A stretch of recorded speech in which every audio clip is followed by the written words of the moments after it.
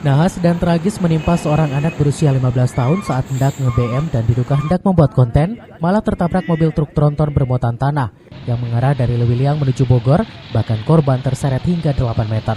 Beginilah video rekaman warga saat bocah berusia 15 tahun terseret di bawah ban mobil tronton bermuatan tanah dari arah Lewiliang menuju Bogor dan tertabrak di Jalan Raya Cibung Bulang, Desa Lewung Kolot, Kecamatan Cibung Bulang, Kabupaten Bogor pada Rabu sore. Kronologi, anak berusia 15 tahun bernama Raja warga Cimanyang, Pamijahan saat itu bersama 5 orang temannya diduga hendak nge-BM menghentikan mobil tronton dengan memvideokan yang diduga untuk membuat konten.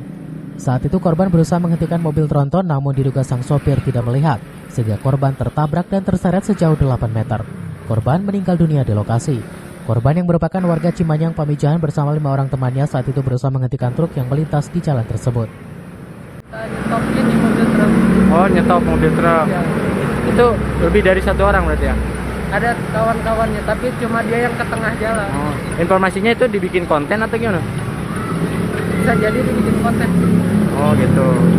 Ya. Ini udah sering anak-anak jegat mobil nih. Udah 2 hari yang lalu udah ada mereka di sini.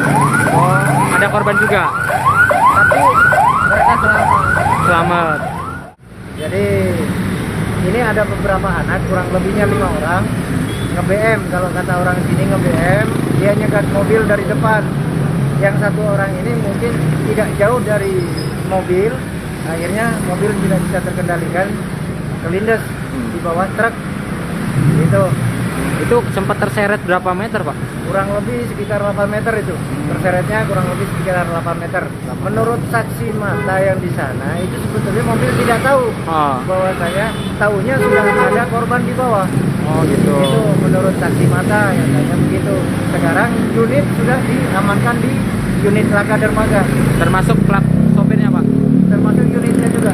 Oh, siap. Sementara untuk sang sopir yang belum diketahui identitasnya bersama unit kendaraan diamankan unit laka lantas Polres Bogor dan korban dibawa ke rumah sakit sebelum dibawa ke rumah duka. Dari Cibung Bulang, Kabupaten Bogor, Iman Abdurrahman melaporkan.